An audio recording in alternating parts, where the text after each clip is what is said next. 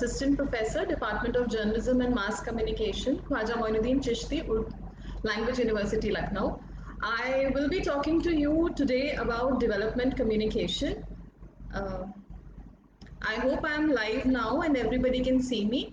I'm Dr. Tanu Dang, Assistant Professor, Department of Journalism and Mass Communication, Khwaja Moinuddin Chishti, Language University, Lucknow.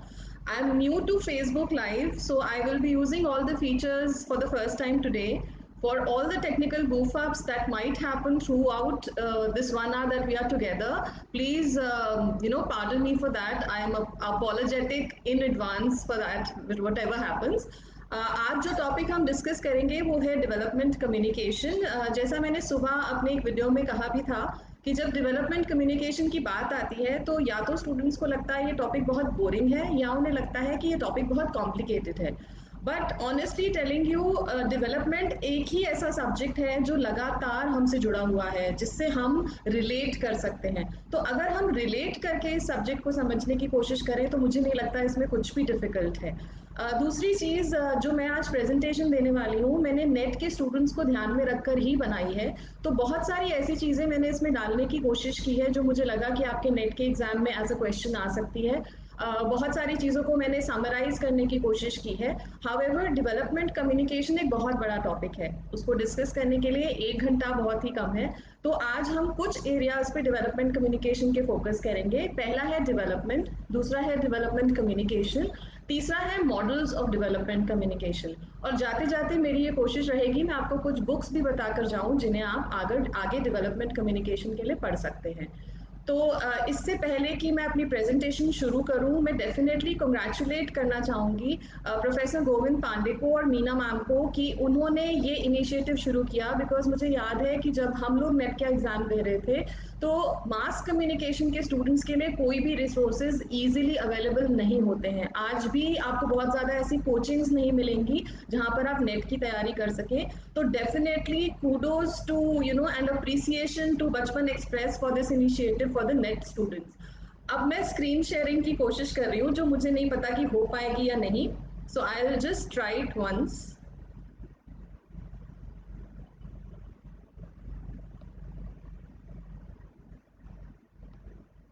Okay, so I had tried this screen sharing since morning, लेकिन वो somehow it was not happening and it's not happening again. That option is not opening.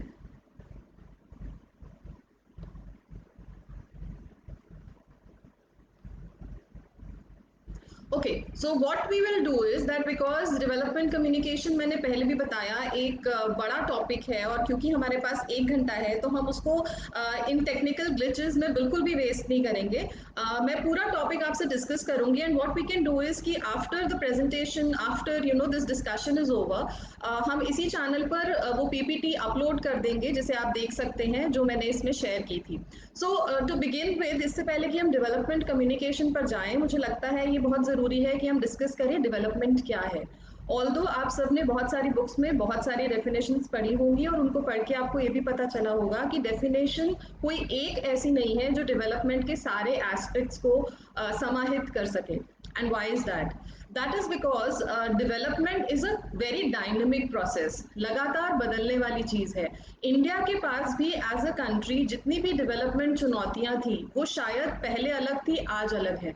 इस समय हम सब एक pandemic दौर से गुजर रहे हैं। आप सबको पता है कि इसके बाद जो डेवलपमेंट की चुनौतियां आएंगी वो बिल्कुल अलग होंगी। लेकिन जैसे मैंने कहा, डेवलपमेंट और डेवलपमेंट कम्युनिकेशन एक ऐसा टॉपिक है जो कभी भी पुराना नहीं होने वाला।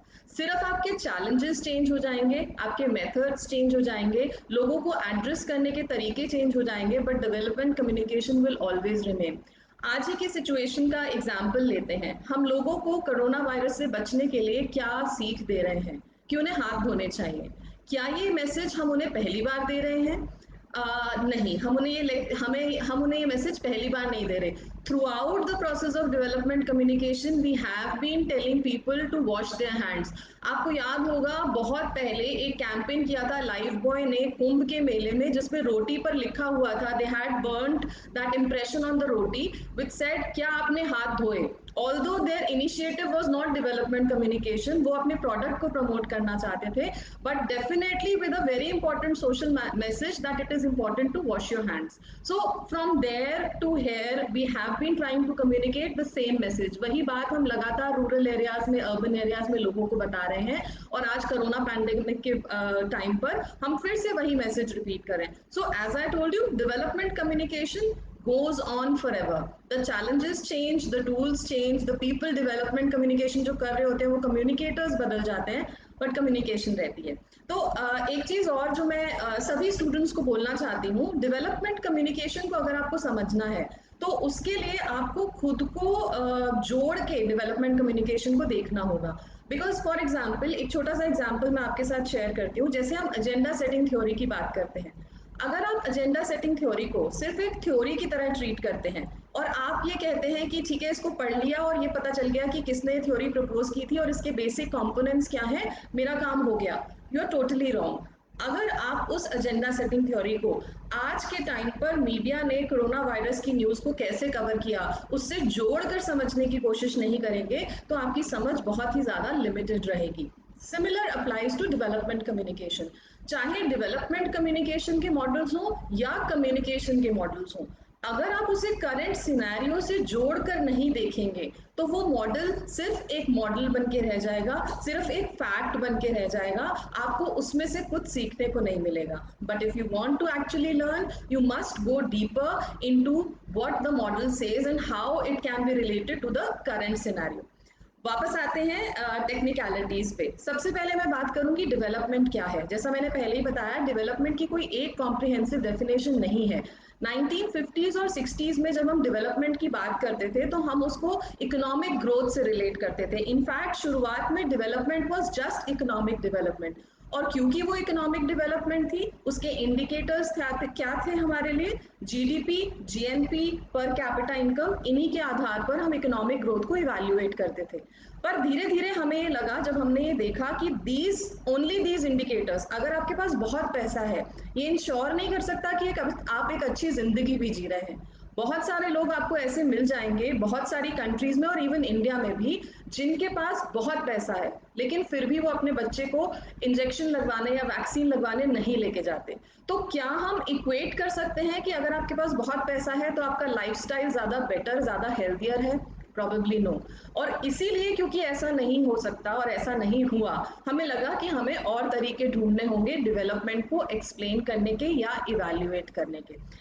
एक बहुत इंपॉर्टेंट फैक्टर जो इसमें आता है वो ये है कि एक और मुझे लगता है कि आपको पता होना चाहिए, रॉस्टो ने एक बहुत इंपॉर्टेंट थ्योरी दी थी, स्टेजेस ऑफ ग्रोथ. जब हम इकोनॉमिक डेवलपमेंट की बात करते हैं तो रॉस्टो की वो 5 स्टेजेस बहुत इंपॉर्टेंट रोल प्ले करती है, जिसमें उन्होंने कहा था कि एक ट्रेडिशनल सोसाइटी को एक हाई मास कंजम्पशन सोसाइटी में कन्वर्ट होने में कई साल लगते हैं. ये कंट्री टू कंट्री डिपेंड करता है कि वो एक स्टेज से दूसरी स्टेज में कैसे पहुंचे. लेकिन जब हम डेवलपमेंट की बात करते हैं या इकोनॉमिक डेवलपमेंट की बात करते हैं या ग्रोथ की बात करते हैं तो रॉस्टो की थ्योरी उसमें बहुत इंपॉर्टेंट रोल प्ले करती है, which was actually given in 1960 and you should know about it. आगे बढ़ते हैं. 1970 में हमने ये देखा कि एक्चुअली जितने भी हम डेवलपमेंट के तरीके अपना रहे थे, which was basically capitalism, industrialization, heavy industries को लगाना, कैपिटल इंटेंसिव इंडस्ट्रीज को सेटअप करना, रूरल से अर्बन माइग्रेशन, उन सब ने वो रिजल्ट्स नहीं दिए थे, उस तरह की डेवलपमेंट नहीं दी थी जो हमें लगता था कि देनी चाहिए. तो इसलिए हमें लगा कि हमें कोई और मैट्रिक्स चाहिए. It was in 1979 that MD Morris of the overseas development council, इन्होंने एक नया टेबल रिलीज किया which was PQLI. Now what is PQLI? PQLI is Physical Quality of Life Index.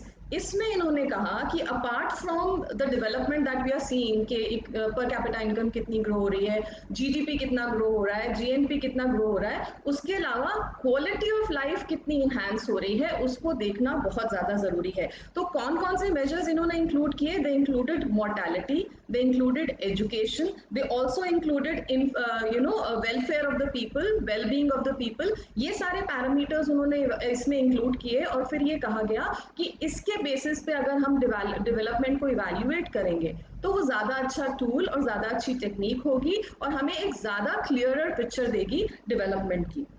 One very important book in development communication which I have been referring to और जिससे मैं पढ़ी भी हूँ, जिससे मैं पढ़ाती भी हूँ, that is the book Development Communication by Uma Narula। तो जितने भी कैरेक्टरिस्टिक्स हैं डेवलपमेंट के उनको कंपाइल करते हुए उमा नरूला ने एक डेफिनेशन दी है डेवलपमेंट की which says development is a whole। now what does that mean? development is a comprehensive process। वो किसी एक डायरेक्शन में नहीं हो सकता, उसको सब कुछ लेकर चलना है। it has to be holistic। It is an integral value loaded cultural process। It encompasses the natural environment, social relations, education, production, consumption and wellbeing. तो इस डेफिनेशन में उन्होंने लगभग डेवलपमेंट के जितने फेसेट्स थे इंक्लूडिंग वेलबींग, जिसकी पहले पर कैपिटा और जीडीपी जीएनपी में काउंट नहीं हो रहा था, उसको भी उन्होंने इंक्लूड किया है। और इस डेफिनेशन में हम क्लियरली देख सकते हैं कि development has definitely progressed. Now one very important factor comes here is कि आपने एक नाम सुना होगा अमर्त्य सेन का। अमर्त्य सेन एंड महबूबुल हक they both designed the HDI, that is human development index. Human development index को यूएनडीपी ने फिर एक्सेप्ट किया और उसके बेसिस पे 1990s के बाद बेसिकली इवेल्युएट होने लगा कि कौन सी कंट्री कितनी डेवलप्ड है। So they actually establish certain development parameters which could be applied to all countries to see that where one country stands in case of development, अगर हम कंट्रास्ट करें दूसरी कंट्री से। तो लगभग 189 कंट्रीज हैं जिनका इवैल्यूएशन अब इस पैरामीटर के आधार पर होता है। और आई थिंक इंडिया की रैंक जो है इसमें 129 थी 2019 का जो डेटा था उसके हिसाब से। अगर आप डेवलपमेंट को समझना चाहते हैं तो एचडीआई डेफिनेटली एक ऐसी चीज है जो आपको पढ़नी चाहिए। हर साल इवैल्यूएशंस होता है, कंट्रीज को 5 कैटेगरीज में डिवाइड किया जाता है। आपको जरूर पता होना चाहिए कि आपकी कंट्री कहाँ स्टैंड कर रही है, आपको जरूर पता होना चाहिए कि टॉप मोस्ट कंट्री की पोजीशन क्या है और वो क्यों बेहतर है, if you actually want to understand development. तो एचडीआई आपको जरूर पता होना चाहिए। इसके साथ साथ एक और बहुत इंपॉर्टेंट रिपोर्ट है, अक्सर इसके बारे में आप न्यूज़पेपर्स में या अपने क्लास टीचर्स जो भी टीचर्स आपको पढ़ाते हैं उनसे आप सुनते होंगे इसके बारे में। Freedom index, media freedom index, किसी भी कंट्री की डेवलपमेंट में मीडिया फ्रीडम इंडेक्स भी एक बहुत इंपॉर्टेंट रोल प्ले करता है। और आपको पता होगा इंडिया की पोजीशन इसमें बहुत अच्छी नहीं है। तो क्योंकि इंडिया की पोजीशन इसमें बहुत अच्छी नहीं है, और भी बहुत सारी कंट्रीज हैं जिन्हें हम डेवलप मानते हैं जिनकी पोजीशन बहुत अच्छी नहीं है। और मैं आपको ये भी बता दूं कि अगर आप वैसे सोचें कि कौन सी कंट्री सबसे डेवलप्ड है तो आपके दिमाग में शायद यूएस या यूएस का नाम आता होगा, लेकिन यूएस की रैंकिंग भी एचडीआई में फर्स्ट सेकंड थर्ड में नहीं है। It probably stands eight fourth और fifth. So this is why you need to read such statistics to understand कि डेवलपमेंट आखिर कैसे इवैल्यूएट होती है और ये कंट्रीज क्यों प्रोग्रेस कर रही हैं। So after this we come to another very important concept। अब हम कुछ recent concepts की बात करते हैं कि जब हम डेवलपमेंट की बात करते हैं तो recent concepts क्या हैं। अब जब हम डेवलपमेंट की बात करते हैं तो हम उसके लिए एक शब्द इस्तेमाल करते हैं, सस्टेनेबल डेवलपमेंट। सस्टेनेबल डेवलपमेंट क्या है? सस्टेनेबल कोई भी वो चीज जिसे हम कहते हैं टिकाऊ होती है। तो सस्टेनेबल डेवलपमेंट का क्या मतलब हुआ? ऐसी डेवलपमेंट जिसे अगर हम आज कर रहे हैं तो वो आने वाली कई पीढ़ियों के लिए यूजफुल साबित हो। So when we think of development now we have to think about it in terms of its stability over the years. वो इन्वायरमेंट को डिग्रेड तो नहीं कर रही है, वो जो प्रोसेसेस इन्वॉल्व कर रही है वो सही है या नहीं, फेयर है या नहीं। ऐसा नहीं होना चाहिए जैसे बहुत बार आपने देखा होगा बहुत सारे प्रोटेस्ट होते हैं जब किसी रूरल एरिया को हटाकर वहां पर फ्लाईओवर बनाया जाता है, क्योंकि ऐसा लगता है बहुत सारे लोगों को ऐसा फील होता है कि क्या इससे उनके लाइवलीहुड पे जो इफेक्ट आएगा उसका असर कैसे खत्म हो पाएगा, कैसे मिटिगेट हो पाएगा। तो ऐसी बहुत सारी चीज़ों को कंसिडरेशन में लेने के बाद जब हम डिसीजंस लेते हैं, that basically is called sustainable development. 1987 में world commission on environment and development ने एक रिपोर्ट पब्लिश की थी जिसका नाम था आर कॉमन फ्यूचर। इसको ब्रुटलैंड रिपोर्ट भी बोलते हैं। तो आर कॉमन फ्यूचर में बेसिकली उन्होंने ये कहा था कि उन्होंने पहली बार ये टर्म यूज किया था सस्टेनेबल डेवलपमेंट, और टिल देन सस्टेनेबल डेवलपमेंट की अगर कोई सबसे कॉम्प्रिहेंसिव डेफिनेशन मानी जाती है वो यही मानी जाती है, और इसी डॉक्यूमेंट को उसके लिए कोट किया जाता है। So basically what does this definition से? Development that meets the needs of the present without compromising the ability of the future generations to meet their own needs. इस डेफिनेशन को अगर आप सिंपल वर्ड्स में समझना चाहें तो आप अगर टेलीविजन देखते हैं तो आपने शायद एक ऐड देखी होगी जिसमें एक बच्चा, छोटा सा बच्चा अपने फादर के साथ ट्रैवल कर रहा होता है, कार पे जा रहा होता है, और वो कहता है कि पापा मैं बड़े होके साइकिल रिपेयरर बनूंगा। तो उसके फादर उससे पूछते हैं क्यों बनोगे? उसने बोला क्योंकि आप लोग इतना पेट्रोल वेस्ट करते हैं कि हमारे टाइम तक तो पेट्रोल बचेगा ही नहीं। Now the father gets conscious और वो उसी समय रेड लाइट पे अपनी गाड़ी को ऑफ कर देता है। छोटा सा सिंपल मैसेज, इसको भी हम डेवलपमेंट से रिलेट कर सकते हैं। That message is about sustainable development. आज के टाइम में आप उतने रिसोर्सेज यूज करें जिससे आने वाली जनरेशन के लिए भी रिसोर्सेज अवेलेबल हों। इससे ही जुड़े हुए जब हम सस्टेनेबल डेवलपमेंट की बात करते हैं तो दो एस्पेक्ट्स हमें अगेन जानने बहुत जरूरी है। जैसा मैंने आपको बताया कि मैंने ये लेक्चर पीएचडी स्टूडेंट्स को ध्यान में रखते हुए बनाया, तो जहां जहां मुझे लगा कि ये क्वेश्चन आ सकता है, ये क्वेश्चन भी हो सकता है, ये क्वेश्चन भी इंक्लूड हो सकता है, वो सारे क्वेश्चंस को मैंने इंक्लूड करने की कोशिश की है। सो यहाँ पर आपको दो चीजें और पता होनी चाहिए। पहली है millennium development goals. Millennium development goals क्या है? यूएनडीपी ने एक्चुअली ये देखा कि क्योंकि हर कंट्री अपनी तरह से डेवलपमेंट कर रही है, कुछ प्रॉब्लम्स ऐसी हैं जो कॉमन है, जिन्हें कॉमन फंडिंग की रिक्वायरमेंट है, जिन्हें कॉमन डिसीजन मेकिंग की रिक्वायरमेंट है। जैसे environment depletion, environment degradation, ozone layer में छेद हो जाना, ये सिर्फ हमारी समस्या नहीं है, ये यूएस के लिए भी उतनी बड़ी समस्या है। आज की पैंडेमिक सिचुएशन को देखें तो सिर्फ इंडिया की समस्या नहीं है, वो पूरे वर्ल्ड की समस्या है। तो जो ऐसी कॉमन प्रॉब्लम्स हैं, infant mortality, women empowerment, sanitation, hygiene, safe drinking water, security, safety, ये सारे इश्यूज कॉमन है हर किसी कंट्री में। ये एक बहुत इंपॉर्टेंट डेवलपमेंट इशू है। तो इन सब इश्यूज को कलेक्टिवली रिजॉल्व करने के लिए यूएनडीपी ने 2000 में मिलेनियम डेवलपमेंट गोल्स को अडॉप्ट किया। ये 8 मिलेनियम गोल्स थे जिसको उन्होंने तय किया कि हम 2015 तक इनको अचीव करेंगे। बहुत सारे एरियाज में अचीवमेंट्स मिली भी, लेकिन बहुत सारे एरियाज में हम बहुत बेहतर परफॉर्म नहीं कर पाए। ये 8 गोल्स क्या थे? Eradication of extreme poverty. Now it's not just poverty, it is extreme poverty. फिर यूनिवर्सल प्राइमरी एजुकेशन, आपको याद होगा हमारी कंट्री में भी आरटीई लागू हुआ था 2015 में, if I am right with the year. I am very bad with the year, so please verify the year for this. तो जब ये लागू हुआ था, इसका पर्पस भी यही था कि ज्यादा से ज्यादा बच्चों को हम प्राइमरी एजुकेशन दे पाए। Gender equality and women empowerment, ये दूसरा इशू है। आपको पता है कि यहाँ पर भी आप देखते होंगे आए दिन आपको ऐसे सेमिनार्स देखने को मिलते हैं, ऐसे डिस्कशंस देखने को मिलते हैं जो वुमेन एम्पावरमेंट पे होते हैं। अब वुमेन एम्पावरमेंट के बाद, वुमेन एम्पावरमेंट बात है जब उन्होंने 2015 में कहा था हम इन गोल्स को अचीव करेंगे। Now there is more focus on gender sensitivity. ये भी एक डेवलपमेंट का मुद्दा है, ये भी एक डेवलपमेंट का चेंज है which you should keep on observing. Now we are not just focused upon women empowerment, we are also talking about gender sensitivity. Gender sensitivity में सिर्फ वुमेन की बात नहीं हो रही है, जेंडर सेंसिटिविटी में दोनों जेंडर्स की बात हो रही है। तो इस तरह से डेवलपमेंट मुद्दों को जब आप रिलेट करेंगे तो आपको वो याद रखने भी आसान होंगे, और बोरिंग भी नहीं लगेंगे, इंटरेस्टिंग भी लगेंगे, और आपको मजा भी आएगा पढ़ने में। नेक्स्ट है रिडक्शन ऑफ चाइल्ड मोर्टेलिटी। हमें पता है कि चाइल्ड डेथ्स एक बहुत कॉमन इशू है डेवलपमेंट का, not just in this country but in all the other countries. और चाइल्ड मोर्टेलिटी से जुड़ी हुई बहुत सारी चीजें हैं। रूरल एरियाज में हॉस्पिटल्स का ना होना, मदर्स जो हैं उनको अच्छा न्यूट्रिशन ना मिलना, बच्चों का टीकाकरण समय से ना होना, ये सारे इश्यूज हम डेवलपमेंट कम्युनिकेशन में टैकल करते हैं। क्योंकि हमें पता है कि अगर हमें चाइल्ड मोर्टेलिटी रोकनी है तो सिर्फ हमें बच्चे के पैदा होने के बाद ध्यान देने की जरूरत नहीं है, हमको पहले से ही मदर की हेल्थ से ही उस पर काम करना शुरू करना पड़ेगा। सो this is how again you should relate development. Improve maternal health, अगर माँ की सेहत अच्छी होगी तो बच्चे की सेहत अच्छी होगी। HIV, एड्स, मलेरिया और जितने भी ऐसे डिजीजेस हैं उनको कम्बैट करना।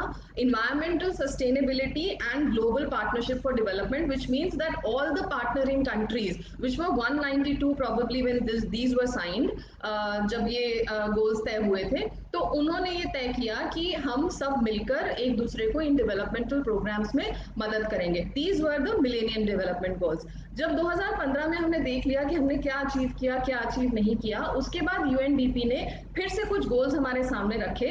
These are in fact sustainable development goals. Sustainable development goals को ग्लोबल गोल्स भी कहा जाता है। 2016 में अडॉप्ट किए थे, 2030 तक का टारगेट है जब तक हमें इसे अचीव करना है। हाउएवर ड्यू टू पैंडेमिक बहुत सारी सिचुएशंस चेंज होंगी, बहुत सारी चीजें हम नहीं कर पाएंगे जो शायद कंट्रीज से एक्सपेक्टेड है कि वो करें। इनको एसडीजीज भी बोला जाता है। Before I come down to discussing these are 17 goals, इससे पहले कि मैं इन गोल्स का जिक्र करूं, आपको ये भी जानना बहुत जरूरी है कि ये गोल्स क्यों इंपॉर्टेंट है। जब भी आप कोई फंडिंग लेना चाहेंगे, जब भी आप किसी इंटरनेशनल कंट्री में जाना चाहेंगे, आप कोई प्रोजेक्ट भेजते हैं, कोई प्रपोजल भेजते हैं, these are the goals that really matter for you. अगर आप इनसे रिलेटेड अपना प्रोजेक्ट बनाते हैं तो आपको उसमें सक्सेसफुल होने के बहुत ज्यादा चांसेस है। सिमिलरली अगर आप इंडिया में भी अभी आप पीएचडी की तैयारी कर रहे हैं, आगे जाकर आप क्वालिफाई हो जाएंगे और उसके बाद जब आप पढ़ाएंगे तो आपके लिए ये भी बहुत जरूरी होगा कि आप प्रोजेक्ट्स लें। तो अब जो भी प्रोजेक्ट गिविंग एजेंसीज हैं वो ये कोशिश कर रही हैं कि डेवलपमेंट की जितनी भी स्कीम्स चल रही हैं उनसे जुड़कर आप अपने प्रोजेक्ट्स करें। Why? Because it not just helps the government to monitor those projects, but it also helps them to analyze कि इस प्रोजेक्ट का हुआ क्या। सो ऑलरेडी मुझे 20 मिनट हो चुके हैं बोलते हुए, तो मैं इन गोल्स को नहीं बोल रही हूँ, बहुत ज्यादा टाइम लग जाएगा। अभी मुझे डेवलपमेंट कम्युनिकेशन पर भी डिस्कस करना है। 17 डेवलपमेंट गोल्स हैं, बहुत सारे पुराने हैं, बहुत सारे नए हैं, आप इसे आराम से नेट पर जाकर चेक कर सकते हैं। सो अब हम बात करते हैं डेवलपमेंट कम्युनिकेशन की। डेवलपमेंट कम्युनिकेशन क्या है? डेवलपमेंट कम्युनिकेशन को पहले एक्सटेंशन कम्युनिकेशन कहा जाता था। मेनली इसका यूज किया गया था एग्रीकल्चर के लिए। जितनी भी डेवलपिंग नेशंस हैं प्राइमरीली एग्रीकल्चरल बेस्ड हैं, तो ये सोचा गया कि अगर हमें डेवलपमेंट लानी है तो हमें एग्रीकल्चरल प्रोडक्टिविटी बढ़ानी होगी। That is when it was decided that development communication should be used for agricultural communication also, और उसको agriculture extension communication का नाम दिया गया। It was in December 10, 1971 जब यूनिवर्सिटी ऑफ फिलीपींस ने लॉस ब्रनोस में इस टर्म को पहली बार इस्तेमाल किया था। लेकिन अगर हम किसी को एक्चुअली क्रेडिट दे सकते हैं डेवलपमेंट कम्युनिकेशन वर्ड को नॉट जस्ट कॉइन करने का, बट उसको एक एक डिसिप्लिन के रूप में डेवलप करने का, that goes to Nora Quebral. Nora Quebral की भी एक बुक है डेवलपमेंट कम्युनिकेशन, आप चाहें तो उसे पढ़ सकते हैं, नहीं तो आपको उसके बारे में पता जरूर होना चाहिए। So Nora Quebral not just give the term development communication but also pioneered the world's first ever development communication degree programme. अब आपने देखा होगा बहुत सारी जगह पे एज अ कोर्स रन करता है, but Nora Quebral was the one who made the beginning for this. So this is another NET important information that you should have. Nora Quebral ने क्या डेफिनेशन दी development communication? It is considered the most comprehensive definition of development communication. It is the art and science of human communication. ये आपने communication में बहुत बार पढ़ा होगा कि आर्ट क्या है, साइंस क्या है, आर्ट क्यों है, साइंस क्यों है, इसको मैं बिल्कुल एक्सप्लेन नहीं करूंगी। And for the speedy transformation of a country and the mass of its people from poverty to a dynamic state of economic growth that makes possible greater social equality and larger fulfillment of human potential. So basically development communication का purpose क्या था कि जो traditional society है उसको modernism की तरफ लेके जाए, और मॉडर्निज्म ऐसी हो जिसमें मासेस मैक्सिमम लोगों का बेनिफिट हो, मैक्सिमम लोगों का फायदा हो, उनकी डेवलपमेंट हो, उनकी ग्रोथ हो।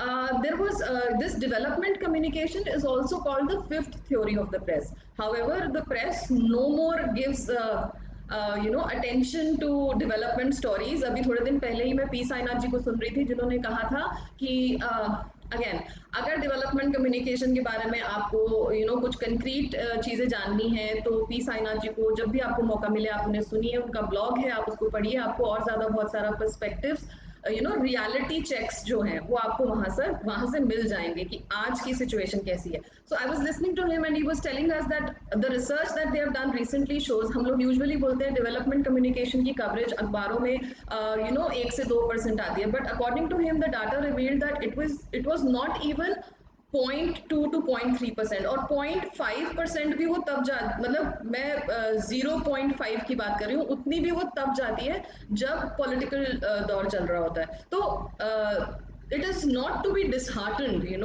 हाँ, ऐसा नहीं है कि हम लोग ये सोच लें कि फिर हम डेवलपमेंट कम्युनिकेशन पढ़ ही क्यों रहे हैं, क्योंकि अगर कुछ मीडिया में नहीं हो रहा है तो उसको करने की जिम्मेवारी मुझे लगता है उन सारे स्टूडेंट्स की है जो आज मुझे सुन रहे हैं, और उन सारे रिसर्च स्कॉलर्स की, पीएचडी एस्पिरेंट्स की हैं जो कल टीचर बनेंगे. क्योंकि अगर हमने डेवलपमेंट के बारे में बात नहीं की तो कोरोना जैसी सिचुएशंस आती रहेंगी और हम उसे डील नहीं कर पाएंगे. ये जो माइग्रेंट क्राइसिस हमारे सामने आया है, क्यों इसका कोई भी डेटा हमारे पास नहीं था, because we are not reporting on development the way we should. Coming back to what we were discussing, so इसे fifth theory of the press भी कहा जाता है.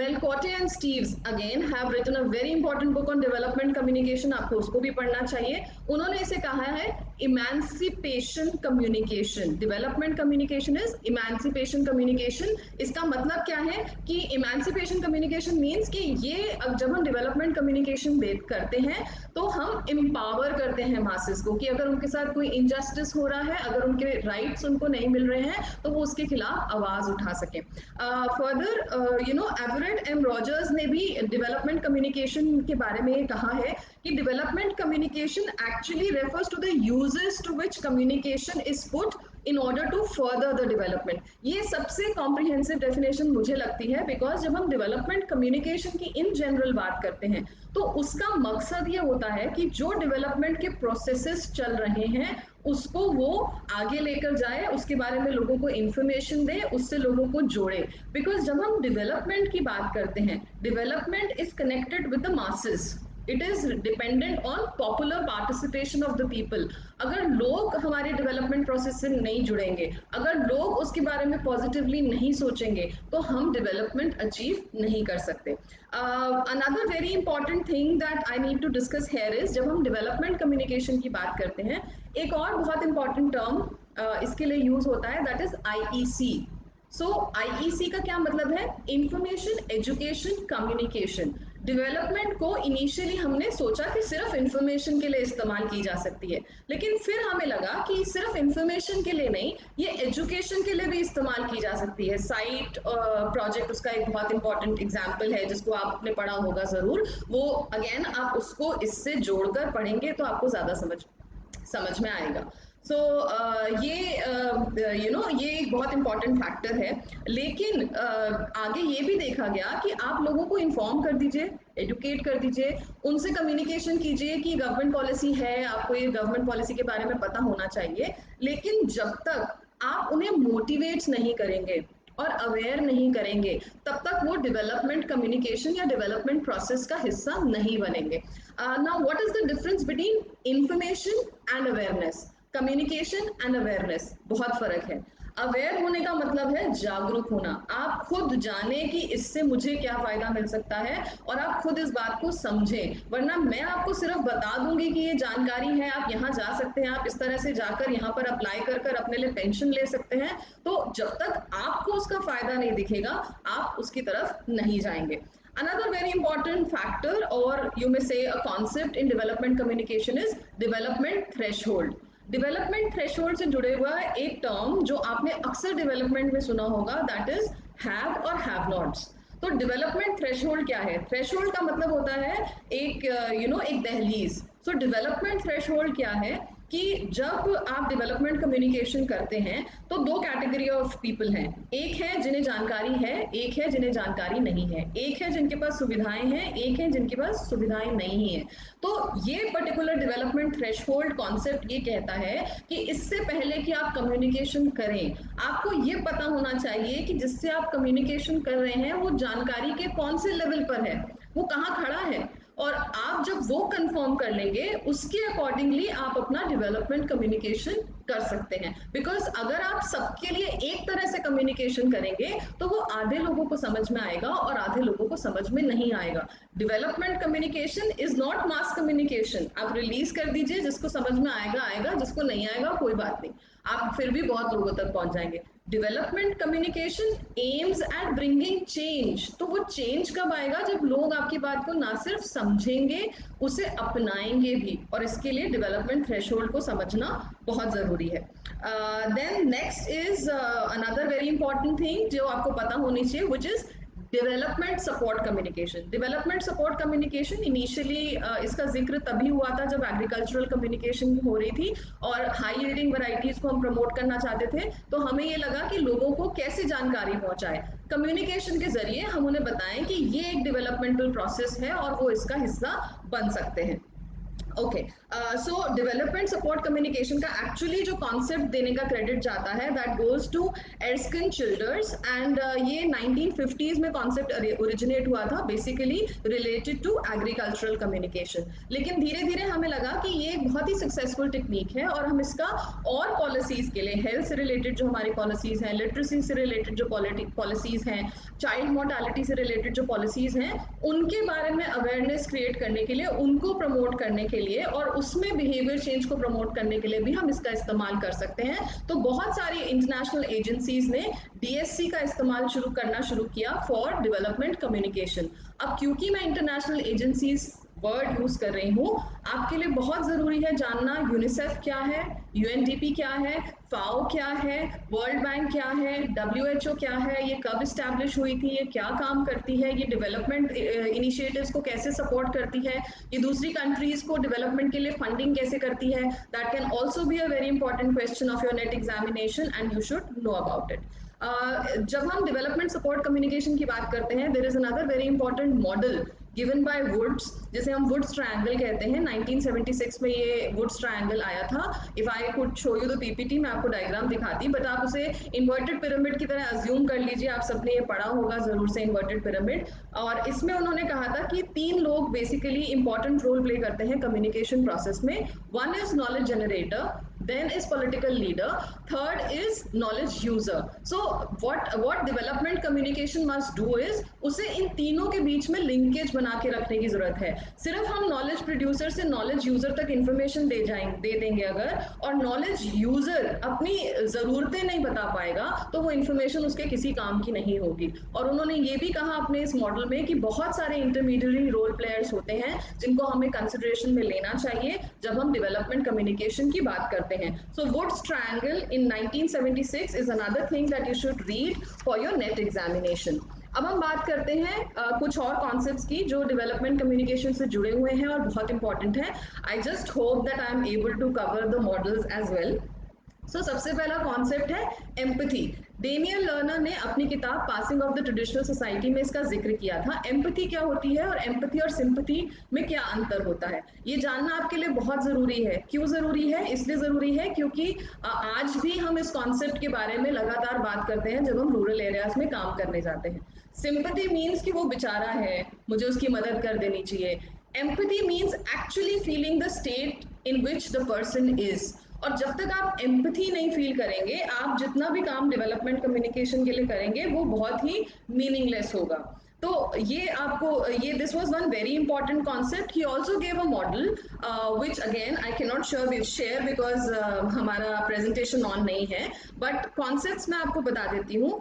His model said it's urbanization, literacy, political participation or mass media exposure. So basically what he said was that as and when we create more opportunities for the people, हम ज़्यादा industrialization करेंगे, हम ज़्यादा development करेंगे, लोग urbanization की तरफ जाएंगे। जब वो urbanization की तरफ जाएंगे तो उनकी धीरे धीरे literacy बढ़ेगी, because literacy is not just concerned to books. आपने देखा होगा कि आप किसी भी आपके यहाँ रहने वाले लोकल, आपके यहाँ ऐसा बहुत बार होता होगा कि आपकी यूनिवर्सिटी में कोई बच्चा आया, वो गांव से पढ़ के आया था, वो गांव के पूरे परिवेश में रहा था, लेकिन आप देखेंगे कि एक साल बाद ही आपको उसके अंदर बहुत सारे चेंजेस दिखने लग जाएंगे, उसके पहनावे में, उसके बोलने के तरीके में, उसके कॉन्सेप्ट्स में, उसकी लाइक्स और डिसलाइक्स भी बहुत बार चेंज हो जाती है। आपको कहीं वो बच्चा जो बहुत शर्मीला था, बहुत घबराया हुआ था, आपको किसी दिन दिख जाएगा कि वो ओपन माइक पे बहुत अच्छी पोएट्री पढ़ रहा है। So how do these changes come? Because of interaction with the people. So what he said was कि mass media is a very important tool for bringing out this change. जितना ज्यादा लोग एक्सपोज होंगे mass media से, उनका literacy level भी बढ़ेगा, और जितनी उनकी अवेयरनेस बढ़ेगी, उनका पॉलिटिकल पार्टिसिपेशन भी बढ़ेगा. So basically Daniel Lerner said that as much as we empathise, और एक चीज और उन्होंने अपनी बुक में बात की है, उन्होंने बोला है लोग इसलिए डेवलप नहीं होते क्योंकि वो अपने आप को एम्पथाइज या इमेजिन ही नहीं कर पाते कि मैं अगर अपना लाइफस्टाइल बेहतर कर लूं तो मैं क्या हो सकता हूं. It is very difficult for the people who are in the habit of drinking, क्योंकि डेवलपमेंट कम्युनिकेशन में अक्सर ये प्रॉब्लम आती है, इस पे बहुत काम होता है. अगर किसी को ड्रिंक करने की आदत है और आप उसको वो इमेजिन ही नहीं कर पाता है कि अगर मैं ड्रिंक नहीं करूंगा तो मेरे कितने पैसे बचेंगे, मेरे घर की स्थिति कितनी बेहतर हो जाएगी, मेरी अपनी स्थिति कितनी बेहतर हो जाएगी, और जितना शायद मैं ड्रिंक पे खर्च करता हूं अगर वो मैं सेव कर लूंगा तो मैं अपने लिए शायद एक बाइक या स्कूटर खरीद सकूं साल भर बाद. तो ये एक बहुत बड़ी प्रॉब्लम है डेवलपमेंट की, that people are unable to imagine themselves in that good situation. So another very important concept given by Wilbur Schramm जो डेवलपमेंट कम्युनिकेशन से रिलेटेड है, वो है मैजिक मल्टीप्लायर. इसके बारे में आपने अक्सर सुना होगा अपने क्लासरूम्स में. मैजिक मल्टीप्लायर का क्या मतलब है? Wilbur Schramm actually was the first one who said that media can actually play a very important role in development communication, and that's what he said through his theory, जिसमें उन्होंने ये बात कही. Actually उनकी जो बुक है, his book mass media national development, which was actually brought out for UNESCO had sponsored the book. उसमें उन्होंने कहा है कि मास मीडिया एक मैजिक मल्टीप्लायर का रोल प्ले कर सकता है और बहुत इफेक्टिवली वो लोगों को इन्फ्लुएंस करने में अपना रोल प्ले कर सकता है. So there are certain things that he mentioned कि मास मीडिया क्या कर सकता है. आपके होराइजन्स को वाइडन कर सकता है, आपको पता भी नहीं है, ऐसे ऐसी चीजों से आपको रूबरू करा सकता है और आपको लग सकता है, आपको ये फील हो सकता है कि ये तो मैंने जाना ही नहीं था. So it widens your Horizons, आपको अटेंशन फोकस कराता है, एजेंडा सेटिंग भी उसका एक एग्जाम्पल है. आपकी एस्पिरेशंस बढ़ाता है, आपको दूसरे लोगों को देख के लगता है कि अच्छा इससे बेहतर लाइफस्टाइल भी हो सकता है, तो आप उस लाइफस्टाइल को अचीव करना चाहते हैं. डेवलपमेंट के लिए एक क्लाइमेट बनाता है, very important factor in development. जब तक लोग तैयार नहीं है चेंज के लिए, आप कितना भी चेंज लाने की कोशिश कर लीजिए, वो चेंज नहीं आएगा. So preparing the climate for change is the most important task of a development communicator. Status conferral करता है, सोशल नॉर्म्स एनफोर्स करता है, टेस्ट फॉर्म करने में मदद करता है, और हमारे जो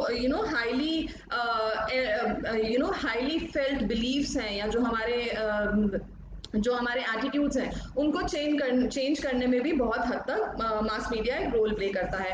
however he also said that it is also very important to get feedback अगर हम डेवलपमेंट कम्युनिकेशन करना चाहते हैं. Now third very important concept related to development communication is diffusion. Now this diffusion आपने सुना होगा, diffusion of innovations. It was given by Everett Rogers in 1983.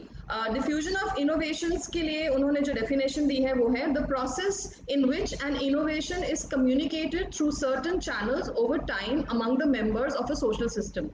तो यहाँ पर तीन बहुत इंपॉर्टेंट फैक्टर्स हैं जो डिफ्यूजन थ्योरी के हैं. पहला है चैनल होना चाहिए, इनोवेशन होना चाहिए, चैनल होना चाहिए, सोशल सिस्टम होना चाहिए, and then there is a time gap. So जितना इफेक्टिव चैनल होगा, जितना ज्यादा सोसाइटी तैयार होगी उस चेंज को एक्सेप्ट करने के लिए, उस हिसाब से वो टाइम चेंज होता रहेगा जो हमें उस मैसेज को कम्युनिकेट करने में लगेगा. So basically he also said that diffusion of innovation है क्या? डिफ्यूजन ऑफ इनोवेशन ये है, किसी गांव ने कोई नई टेक्निक अडॉप्ट की और उससे उनके यहाँ फसलें अच्छी हो गई. मैं यहाँ फर्टिलाइजर्स का इस्तेमाल करने की बात बिल्कुल नहीं कर रही हूँ, बिकॉज अब हम लोग सब ऑर्गेनिक खेती, जैविक खेती की तरफ जा रहे हैं. तो किसी रूरल एरिया ने वो एक्सपेरिमेंट किया और उनकी प्रोड्यूस वाकई में बहुत अच्छी हो गई, हेल्दी हो गई. Now when we communicate this particular message to other villages and they start adopting the same practice, तो हम कहीं ना कहीं एक हेल्दी इन्वायरमेंट बिल्डअप करने में कामयाब हो जाते हैं. अब इसके लिए कई सारे चैनल्स का इस्तेमाल हो सकता है. The most effective channel in this kind of process becomes interpersonal personal communication. तो कई सारे फैक्टर्स हैं डिफ्यूजन ऑफ इनोवेशन के, कई सारे एस्पेक्ट्स जिनके बारे में मैं बात करती हूँ। इन्होंने रॉजर ने अपनी अपनी इस अपनी इस थ्योरी में, अपने इस कॉन्सेप्ट में कहा है that there are three stages of diffusion. One is awareness, then is development of favourable attitude and adoption. सबसे पहली चीज हमें अवेयर होना होगा, दूसरा हमारा एटीट्यूड पॉजिटिव होगा, तभी हम उसको अडॉप्ट करेंगे। लेकिन इस पूरे डिफ्यूजन प्रोसेस में जब हम बात करते हैं अडॉप्शन की, अडॉप्शन के बाद भी ऐसी स्टेजेस आती हैं जब कोई उस चीज को, उस प्रैक्टिस को छोड़ देता है। अब वो क्यों छोड़ता है उसके भी बहुत सारे रीजंस हैं। पहली चीज तो अगर आप किसी को कोई इनोवेशन या कोई नया आइडिया दे रहे हैं, वो उसे अडॉप्ट ही क्यों करेगा, उसके लिए भी उन्होंने कई सारे क्राइटेरियाज बताए हैं। पहला, रिलेटिव एडवांटेज, जो मैं अब कर रहा हूं उससे ये कैसे बेहतर होगा। दूसरा, कंपैटिबिलिटी, मेरा जो लाइफस्टाइल है उसमें ये फिट हो पाएगा या नहीं। कंप्लेक्सिटी, इसको इस्तेमाल करना कितना मुश्किल या कितना आसान है। ट्रायलेबिलिटी, क्या मैं इसको एक बार ट्राई करके देख सकता हूँ। ऑब्जर्वेबिलिटी, क्या कोई और कर रहा है जिसको देखकर मैं ये देख सकूं कि क्या मैं इसे अडॉप्ट करना चाहता हूं या नहीं। एंड ये फैक्टर्स जो हैं ये एक्चुअली इन्फ्लुएंस करते हैं कि आप उस इनोवेशन को एक्सेप्ट करेंगे या नहीं करेंगे। इनोवेशन को एक्सेप्ट करने वाले लोगों की भी कई सारी स्टेजेस उन्होंने इसमें मेंशन की है। और अगेन अगर आप इसे अपने आसपास की सिचुएशन से जोड़ें तो आपको ये रियलिस्टिकली होता हुआ दिखेगा।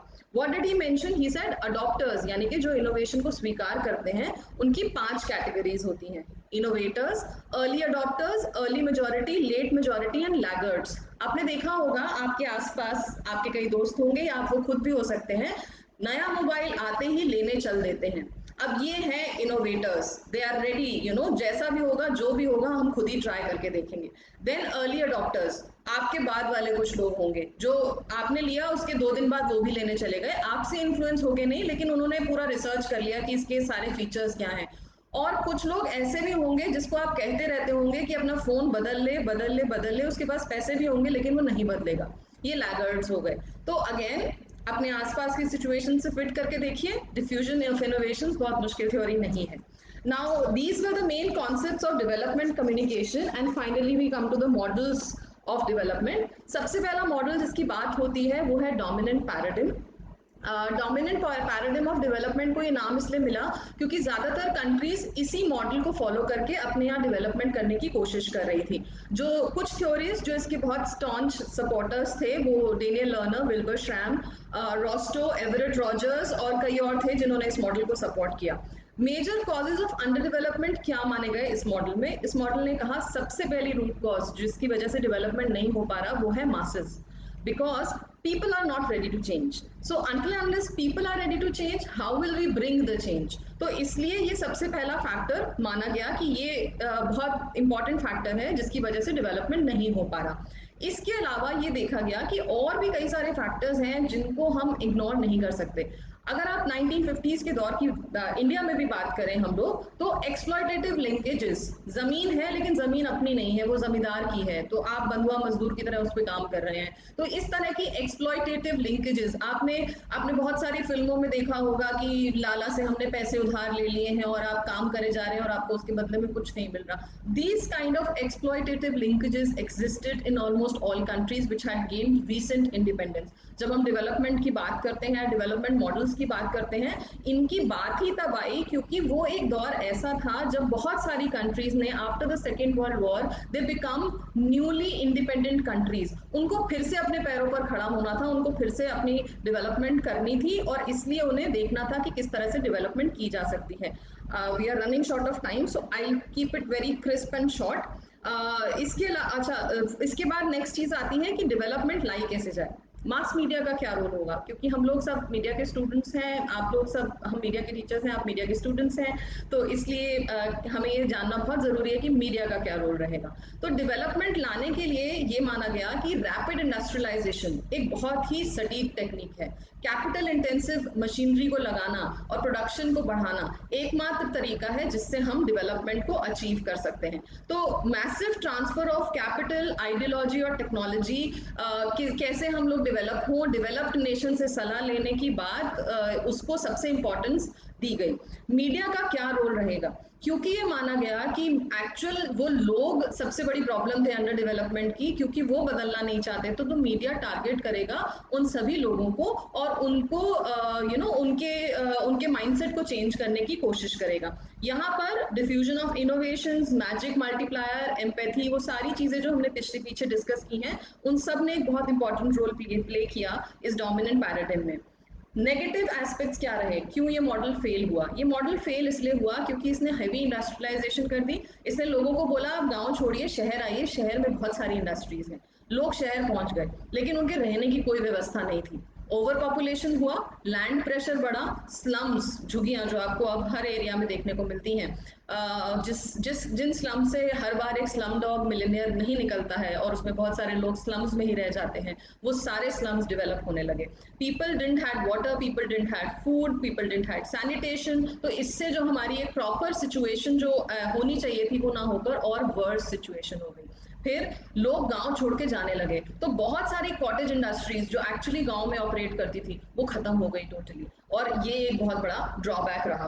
देन एक्सटर्नल फैक्टर्स जो थे, जो हमारे एक्सप्लॉयटेटिव लिंकेजेस, इंटरनल तो हमने बात की, लेकिन इंटरनेशनली हमें कैसे डेवलप कंट्रीज कंट्रोल करती हैं उसकी बात कहीं भी इस मॉडल में नहीं की गई। We come to the next model which is interdependent model. 70s में जब हमने देखा कि डोमिनेंट पैराडिम मॉडल बहुत सक्सेसफुल नहीं हो रहा है तो हमने इंटरडिपेंडेंट मॉडल की बात की। इंटरडिपेंडेंट मॉडल क्या कहता है? ये कहता है कि डेवलपमेंट को हम सिर्फ मेरी मेरी अंडर डेवलपमेंट है करके नहीं देख सकते। कोई एक कंट्री अगर डेवलप हो रही है तो उसकी डेवलपमेंट किसी और कंट्री की अंडर डेवलपमेंट में कन्वर्ट हो रही होगी। That means development and under development are different sides of the same coin. अगर एक जगह को एक प्रोसेस कहीं पर डेवलपमेंट ला रहा है तो वही कहीं पर अंडर डेवलपमेंट ला रहा है। इस समय चाइना का एग्जाम्पल देना शायद ठीक नहीं होगा, लेकिन फिर भी हम बहुत सारे चाइनीज प्रोडक्ट्स को आज इस्तेमाल कर रहे हैं। उसकी वजह से आपने देखा होगा कि बहुत बड़ा इफेक्ट इंडियन मार्केट में जो उन प्रोडक्ट्स को बनाते थे दिवाली के टाइम पे, खासकर हम उनकी बात करते हैं, उसको एक बहुत बड़ा नुकसान हुआ है। तो कहीं ना कहीं कहीं की डेवलपमेंट कहीं पे अंडर डेवलपमेंट कॉज करती है। Very live example, help you it will help you understand this model. So main supporter of this model were Nordenstreng and Schiller. 1979 में इन्होंने इसके बारे में बात की थी।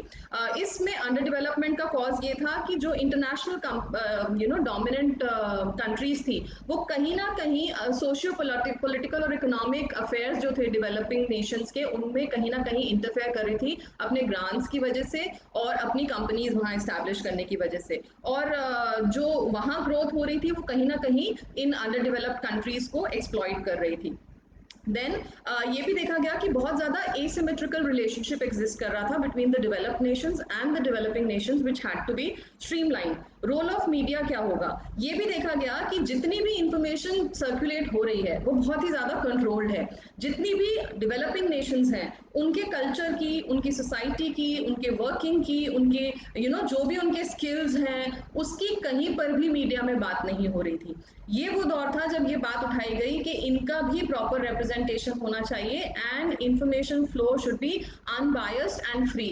आपने एक टर्म सुना होगा न्यूको, मैकब्राइट कमीशन आपने सुना होगा, मेनी वॉइसेस वन वर्ल्ड। ये वही दौर की बात है जब न्यूको के बारे में बात होनी शुरू हुई, that we need new world information and communication order. ये वो दौर था। और मैकब्राइट कमीशन कब आया, क्या उसके पॉइंट्स थे मेजर, उसके बारे में भी आपको पता होना चाहिए। 1980 में आया था वैसे, तो ये डिटेल्स भी आपको एज नेट एस्पिरेंट पता होनी चाहिए। ये मॉडल क्यों फेल हुआ? ये मॉडल इसलिए फेल हुआ क्योंकि इस मॉडल ने एक्सप्लॉयटेटिव रिलेशनशिप्स की तो बात की, लेकिन जो कंट्री के अंदर कास्ट और कल्चरल डिफरेंसेस हैं, हम बाहर वालों को तो दोष दे सकते हैं। जैसे बहुत बार आपने ये देखा होगा ना कि बाहर से किसी ने आके ऐसा कह दिया तो सिचुएशन खराब हो गई घर की।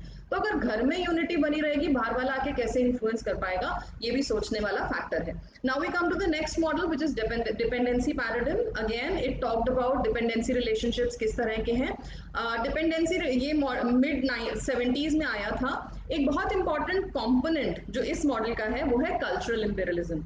इस मॉडल ने बात की कि कैसे जो वेस्टर्न कंट्रीज की कंपनीज हैं, मल्टीनेशनल कंपनीज जिन्हें हम कहते हैं, वो कैसे दूसरे देशों में जाकर जब स्टैब्लिश करती हैं तो वो कैसे इंफॉर्मेशन को मैनिपुलेट करती हैं, हमारे इकोनॉमिक सिस्टम को मैनिपुलेट करती हैं। आप खुद देख लीजिए कि आज आप जितना घर पर खाना खाते हैं उससे ज्यादा आप मैकडॉनल्ड्स का बर्गर प्रेफर करते हैं। आप ये जानते भी नहीं है कि वो प्रॉफिट्स आपकी कंट्री में बिल्कुल नहीं आते, no matter if they are operating in your country. Similarly KFC, similarly so many other brands that you spend on. तो इस तरह से देखा गया कि इस ये जो इंटरनेशनल डोमिनेंट कंट्रीज हैं, ये ना सिर्फ हमारे इकोनॉमिक सिस्टम को मैनिपुलेट कर रही हैं, ये हमारी आइडियोलॉजी को भी मैनिपुलेट कर रही हैं। बहुत सारी चीजें हमारे कल्चर में चेंज हो गई हैं। बहुत बार बहुत लोग कहते हैं हम मदर्स डे क्यों मना रहे हैं, हम वैलेंटाइंस डे क्यों मना रहे हैं, ये एक अलग बहस है all together. But because we are celebrating these things, because they have become a part of our culture, it clearly explains the ideological imperialism that has occurred in the country. फिर इसमें दो तीन चीजें जो आपको इस मॉडल के बारे में और पढ़नी चाहिए। जोहान गैल्टन ने एक आर्टिकल लिखा था, a structural theory of imperialism. I think ये 1971 में पब्लिश हुआ था। इसको आपको जरूर पढ़ना चाहिए, ये भी इस इंपीरियलिज्म की बात करता है। वर्ल्ड सिस्टम थ्योरी जो पेरिफेरी और कोर नेशंस की बात करती है, और उसने तीन कैटेगरीज में नेशंस को डिवाइड किया है, एक कोर होती है, सेमी पेरिफेरी होती है, पेरिफेरी होती है। उसको भी आपको वर्ल्ड सिस्टम थ्योरीज को जरूर पढ़ना चाहिए, वो भी इससे जुड़ी हुई है। डेवलपमेंट के लिए क्या किया जाना चाहिए? डेवलपमेंट के लिए सेल्फ रिलायंस, ये बोला गया कि आप बाहर की कंट्रीज पे कम से कम डिपेंडेंट हो, बाहर की फंडिंग कम से कम लें, आप सेल्फ रिलायंट बनिए, और जितनी भी ऐसी पेरिफेरी नेशंस हैं, that is under developing Nations, under developed Nations या डेवलपिंग नेशंस जो हैं, वो अपना एक ग्रुप फॉर्म करें, जैसे कि सार्क फॉर एग्जाम्पल। तो इस तरह के ग्रुप्स आप फॉर्म करिए और फिर आप कलेक्टिवली डेवलपमेंट के लिए काम करिए, that will be more impactful. इस मॉडल की सबसे बड़ी खामी क्या थी? ये पूरा एंटी इंपीरियलिज्म पर ही फोकस रहा, और इसने यही कहा कि बाहर से कोई आता है और हमको इन्फ्लुएंस कर देता है, लेकिन अंदर जो चीजें चल रही थी, I had put an alarm कि 6:50 हो तो मुझे पता चल जाए, so that I have time for the questions also. So I go very very very quickly now. So anti imperialism पे फोकस था ये, और बहुत सारे जो इंटरनल फैक्टर्स थे कि हमारे अपने डिपेंडेंसी रिलेशनशिप्स कैसे हैं, एक्सप्लॉयटेशन खत्म नहीं हुई है अभी भी, तो उसके बारे में इस मॉडल में कहीं पर भी कोई बात नहीं की गई। Now we come to basic needs model of development. Basic needs, जैसा कि नाम ही बताता है, इसका मकसद ये था कि लोगों की जो बेसिक जरूरतें हैं वो पूरी होनी चाहिए। That is the actual process of development. ये जो मॉडल है, बैरलोच फाउंडेशन अर्जेंटीना में ने दिया था 1972 में। ये अगेन एक बहुत इंपॉर्टेंट मॉडल है, बेसिक नीड्स मॉडल। इसमें एक और थ्योरी जो आपको जाननी और पढ़नी बहुत जरूरी है, वो है जर्मनी ने एक थ्योरी दी थी, थ्योरी ऑफ मार्जिनलिटी, जिसमें उन्होंने बात की थी कि बहुत सारे ऐसे लोग हैं जो मार्जिनल सेगमेंट्स में रहते हैं, बहुत ही weaker sections of the society है, ना घर है, ना खाना है, ना एम्प्लॉयमेंट है, और जब हम उन्हें डेवलपमेंट की बात करते हैं या डेवलपमेंट की पार्ट समझाने जाते हैं, उनको कुछ समझ नहीं आता, क्योंकि उनकी बेसिक जरूरतें ही पूरी नहीं हो रही हैं। सो अगर हम डेवलपमेंट लाना चाहते हैं, then we have to ensure a basic living standard to them. Until unless we do that, उनकी डेवलपमेंट किसी भी तरह से नहीं हो पाएगी। Now the theory of marginality is of 1973, proposed by Germany, you can go through that. इस model ने ये कहा कि इन डिप्राइव्ड सेगमेंट्स को अपलिफ्ट करने से ही डेवलपमेंट पॉसिबल हो सकती है। मास कम्युनिकेशन का क्या रोल होगा? Mass communication has to be two way, क्योंकि अब तक जितनी भी कम्युनिकेशन हो रही थी, और अभी भी मेजरली जो कम्युनिकेशन होती है उसमें वो डिसाइड कहीं और होती है और बस इंप्लीमेंट हो जाती है रूरल एरियाज में। तो यहाँ पर ये कोशिश की गई और ये बात कही गई कि अगर हमें स्ट्रेंथन करना है अपने सिस्टम को, तो हमें ये जरूरी है कि हम टू वे कम्युनिकेशन चैनल्स खोलें, ताकि हमें फीडबैक मिले और हम वो पॉलिसीज डिजाइन कर सकें जिसकी एक्चुअली रूरल एरियाज को रिक्वायरमेंट है। इसके क्रिटिक्स क्या रहे? दैट इसका सबसे बड़ा क्रिटिक ये था कि यहाँ पर बहुत सारी फॉरेन फंडिंग आने लगी बेसिक नीड्स के नाम पर, लेकिन एलिट्स को ही उसका फायदा हुआ, रूरल एरियाज में उसको बहुत ज्यादा बेनिफिट पुअर पॉपुलेशन को उसका नहीं हो पाया। So that was one major drawback. और ये भी देखा गया कि लोकल इंटरवेंशन की बहुत जरूरत है बेसिक नीड्स को फुलफिल करने के लिए, सिर्फ इंटरनेशनल हेल्प से कुछ नहीं हो पाएगा। Last is new paradigm of development. दो इंडियन मॉडल्स भी हैं जिनको मैं जल्दी जल्दी कवर करूंगी। न्यू पैराडिम ऑफ डेवलपमेंट ने बेसिकली क्या कहा, जिसको जैसे डेवलपमेंट करनी है वैसे करो, बिकॉज सब लोग अलग अलग तरीके से वेस्टर्न मॉडल्स को फॉलो कर करके कोई कुछ भी अचीव नहीं कर पाए थे। तो ये एक मेटा मॉडल था जिसने कहा कि there are several pathways of development. आप ये देखिए कि आपके यहाँ की समस्या क्या है, उस समस्या को आइडेंटिफाई करके आप डेवलपमेंट करने की कोशिश करिए. So most of the countries since then have been trying to add on different aspects to it and basically following the new paradigm of development. तो ये क्यों आया, क्योंकि पुराने मॉडल्स फेल हो चुके थे. डेवलपमेंट लाने के लिए क्या किया जाना चाहिए, मॉडर्न और ट्रेडिशनल टेक्निक्स को मर्ज करने की, ब्लेंड करने की जरूरत है. दिस मॉडल, इसने 3 कॉन्सेप्ट बहुत इंपॉर्टेंट प्रपोज किए थे: self reliance, self development and self management. Self reliance आप सबको पता होगा, गांधी जी के बारे में भी जब बात होती है या मोदी जी भी अक्सर इसकी बात कर लेते हैं, तो सेल्फ रिलायंस आप सबको पता है. अभी थोड़े दिन पहले उन्होंने अपनी स्पीच में बोला आत्मनिर्भर बनिए. तो सेल्फ रिलायंस वही है. सेल्फ डेवलपमेंट, सेल्फ रिलायंस, आप खुद पर रिलाई करिए, आप मत रिलाई करिए कि कोई आएगा और आपकी प्रॉब्लम को सॉल्व करेगा. ये सबसे बड़ा इशू है डेवलपमेंट का. People look up for somebody to come and solve their problems, and not just rural areas, it happens with you and me also, that we wait for somebody to come and offer us solutions. पता होते हैं solutions, लेकिन फिर भी हम इंतजार करते हैं कि कोई आएगा और हमको बताएगा. तो सेल्फ रिलायंस का मतलब ये था कि आप खुद से आप अपने solutions ढूंढिए, खुद आप उसके लिए फंड्स इकट्ठा करिए, और जब आप एक कुआं खोद रहे हैं तो खुद ही उसको मैनेज करिए. आप ये मान के चलिए कि अगर आप किसी रूरल एरिया में जाएंगे, आप या मैं ये एक्सपीरियंस भी कर चुकी हूँ, आप उनको कोई डेवलपमेंट करके दे दीजिए, उनको इन्वॉल्व मत कीजिए और उनको उसका कस्टोडियन बना दीजिए, वो उस डेवलपमेंट का कोई इस्तेमाल नहीं करेंगे. आप कई सालों बाद जाएंगे, आपको वो चीज़ वैसी की वैसी मिलेगी. गवर्नमेंट ने बहुत ग्रांट्स दी, बहुत कोशिश की रूरल एरियाज में टॉयलेट्स बनाने की, but most of the people who got the toilets constructed are using it as store rooms. Why? Not because they don't want to use it as a toilet, but because they have their own problems. उनकी कुछ और अपने questions हैं, उनकी कुछ और अपनी समस्याएं हैं जिसके बारे में उनसे किसी ने पूछा ही नहीं. So that is also a very important factor. तो ये basically were the international development models. I still have 6 minutes, so I'll cover two very important Indian models also before I end. Gandhian model and Nehruvian model, दोनों बहुत important models हैं Indian context में. गांधी जी, हमें पता है, स्वदेशी की बात हमेशा से करते थे और हमेशा ये कहते थे कि आपके पास जितना है आप उससे संतुष्ट रहिए. So his model basically said that the indicator of development should be gross national resource product. Gross national resource product. So gross national resource product का मतलब क्या है कि जो रूरल एरियाज है वहीं पर क्या आउटपुट प्रोड्यूस हो रही है, उसके बेसिस पे हमें डेवलपमेंट को एनालाइज करना चाहिए. और जो फैक्टर्स मेजरली इन्होंने कहे, and his basically his principles were, there should be an economy of permanence. कोई भी मुश्किल सिचुएशन आए, हमारी इकोनॉमी सर्वाइव कर ले जाए, इस तरह की इकोनॉमी बनाने का उनकी मंशा थी. उसमें उन्होंने कहा डिसेंट्रलाइजेशन होनी चाहिए, लिमिटेशन ऑफ वांट्स.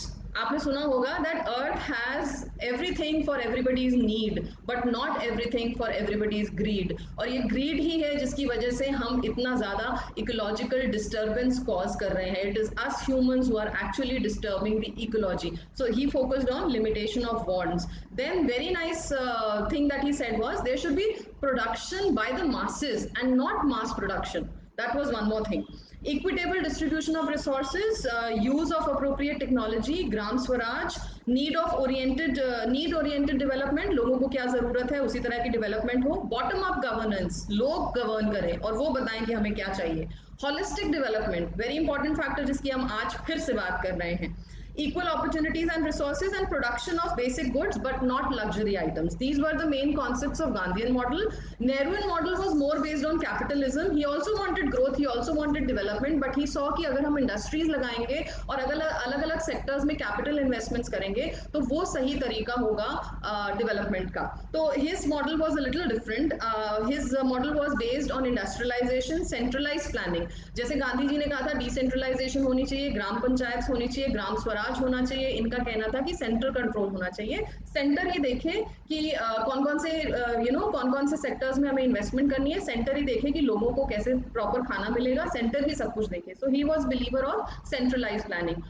दो जब हम इंडिपेंडेंस हमने गेन की, तो नेहरू एंड गांधी दोनों की आइडियोलॉजीज को एक्सेप्ट किया गया कि इसे डेवलपमेंट में इस्तेमाल किया जाएगा, लेकिन mainly and majorly Nehru ji की ही जो आइडियोलॉजी थी वो फर्स्ट 5 ईयर प्लान से लेकर 8 5 ईयर प्लान तक वो ही मेजरली हावी रही। कुछ हमारे बहुत अच्छे अचीवमेंट्स भी रहे उस दौर में। हमारे पास food production, high yielding varieties का दौर था वो, डाइवर्सिफिकेशन हुआ इंडस्ट्रीज का, इकोनॉमिक ग्रोथ हुई, एग्रीकल्चरल आउटपुट बढ़ी, इंडस्ट्रियल आउटपुट बढ़ी, लेकिन इसके साथ साथ जो हमारे नेचुरल रिसोर्सेज थे उनका बहुत ज्यादा डिप्लीशन हुआ, हमारी इन्वायरमेंट का बहुत ज्यादा डिग्रेडेशन हुआ और हमारे हैव और हैव नॉट्स के गैप इंक्रीज होता गया। So that brings us to the end of models of development. I also wanted to discuss Amartya Sen's, free, जो उनकी थ्योरी है दैट डेवलपमेंट इज फ्रीडम, तो उसके बारे में मैं बात करना चाहती थी। बहुत ज्यादा टाइम नहीं है, लेकिन आप इसको पढ़िएगा जरूर। अमर्त्य सेन की जो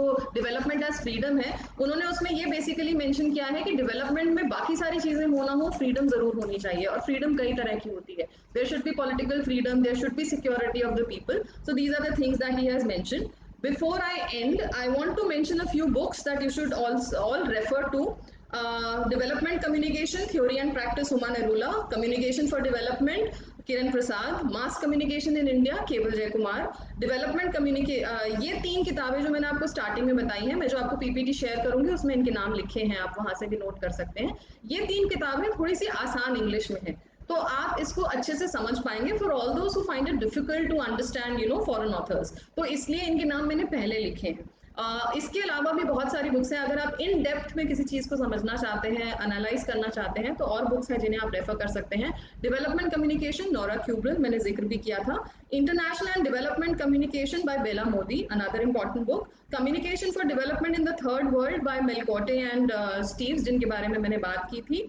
media communication and development by Linje Manyozo and Mayozo, that is also very important book. अगर आप थोड़ा डिटेल्ड एनालिसिस करना चाहते हैं डेवलपमेंट कम्युनिकेशन का, तो आप उससे कर सकते हैं. तो I will see if I can see the comments और the questions. Okay, I'll just see if there is any way of seeing that.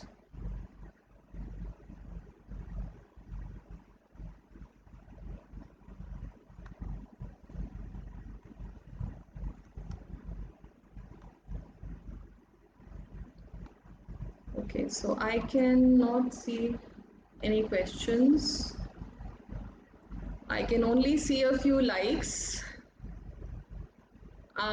सवाल पूछ सकते हैं आयुष तिवारी, आप इसमें टाइप कर सके तो आप जरूर सवाल पूछ सकते हैं. Then there is one question from Pulkesh Das. Ma'am, what type of academic researches are being done in field of development communication in the recent years? Can you please shed some light on it? I would suggest Pulkesh that you visit ICSSR ने अभी एक call दी है proposals के लिए, तो आप उसको जरूर विजिट करें. वहां पे आपको बहुत सारे ऐसे एरियाज दिख जाएंगे जो उन्होंने स्पेसिफाई किए हैं जिस पर आपको रिसर्च करनी चाहिए या जिस पर आपको रिसर्च प्रोजेक्ट देना चाहिए. तो आप जब उसको देख लेंगे, अर्बन प्लानिंग पे है, या हम जब मास मीडिया की बात करते हैं, फेक न्यूज एक बहुत ही कॉमन टॉपिक है जिसपे हो रहा है. Then health and hygiene, participatory communication, rural health, जितने भी फैक्टर्स, जितने भी इश्यूज अभी हमने डिस्कस किए हैं डेवलपमेंट कम्युनिकेशन पे, उस पर लगातार काम हो रहा है. अगर हम उत्तर प्रदेश की बात करें तो चाइल्ड मैरिज पे बहुत काम हो रहा है, जेंडर सेंसिटाइजेशन पे बहुत काम हो रहा है, मेंस्ट्रुएशन पे बहुत काम हो रहा है. तो ऐसे बहुत सारे फैक्टर्स हैं, बहुत सारे एरियाज हैं जिन पे काम हो रहा है. Then there is a question from Ayush Tiwari. भारतीय उत्पादों को लोकल से वोकल बनाने में आधुनिक मीडिया किस प्रकार से सहायक हो सकता है? आयुष, आई थिंक बिल्कुल हो सकता है, बिकॉज मास मीडिया एक ऐसा जरिया है जो हमारे मैसेजेस को दूर तक लेके जाता है. और अब क्योंकि हम फिर से, और आप ये देखिए कि ये सिर्फ आज ही आपको लोकल की बात नहीं की जा रही, सरकार ने बहुत पहले इसके लिए फंडिंग शुरू कर दी थी, और मेक इन इंडिया के थ्रू बहुत सारे लोगों को, बहुत सारी कंपनीज को, बहुत सारे स्टार्टअप्स को भी फंडिंग मिली है गवर्नमेंट के द्वारा, और उन्होंने अपने लोकल वेंचर्स को ना सिर्फ यहाँ प्रमोट किया है बल्कि इंटरनेशनल भी लेके गए हैं. तो इससे ही हम देख सकते हैं, जो जब आप देखेंगे जाकर कि कितने लोगों ने उस मेक इन इंडिया में पैसा लिया सरकार से, तो आपको देखने को मिल जाएगा अपने आप कि किस तरह से हम लोकल से ग्लोबल हो सकते हैं. Okay, Deepa Rani, in the present scenario of globalization, which development theory and model you find the most applicable? So basically, I think Deepa, globalization model अपने आप में एक मॉडल है, but because of time constraints, I could not discuss it. Let me tell you, development में जितना मैंने discuss किया है, उसके अलावा भी बहुत कुछ है. ये एक बहुत अथाह सागर है, जिसको एक घंटे में क्या, एक साल में भी मुझे लगता है कि पूरा कवर नहीं किया जा सकता. लेकिन मुझे ऐसा लगता है कि अगर हम मिक्स्ड अप्रोच लेकर चलें, हमें इस समय रूरल एरियाज पे भी फोकस करने की जरूरत है. अब आप देखिए, माइग्रेशन के इशू के बाद कितने सारे लोग वापस अपने घर गए हैं. If we had those cottage industries, if we had those facilities for agriculture, तो प्रोबेबली वो फिर से वापस नहीं जाते, या वो पहले बार में ही नहीं जाते. But then there are certain things which are happening. Gandhi ji ने अपने उसमें एसडीजीज की बात की थी, उन्होंने, सॉरी, सेल्फ हेल्प ग्रुप्स की बात की थी, उन्होंने माइक्रो फाइनेंसिंग की बात की थी, वो आज हमें एप्लीकेबल होती भी दिखती है. तो I think there is a combination of models that we can use for development, not just one model. और वैसे भी एक मॉडल कभी भी सफाइस हो नहीं सकता, बिकॉज डेवलपमेंट एक अपने आप में बहुत कॉम्प्लेक्स इशू है. So I cannot see more questions. I think that is all for today. Before I end, thank you so much again, for all of you for joining. जिन्होंने आज समय निकाला इस lecture के लिए. I hope it must have been useful for you. Sorry for the PPT goof up, but I'll share it on Bachpan Express, and you can see that. Again, congratulations to Bachpan Express for this noble initiative that they are doing. Again, a very big thanks to Govind Pandey sir and Meena ma'am for giving me the opportunity to interact with the students.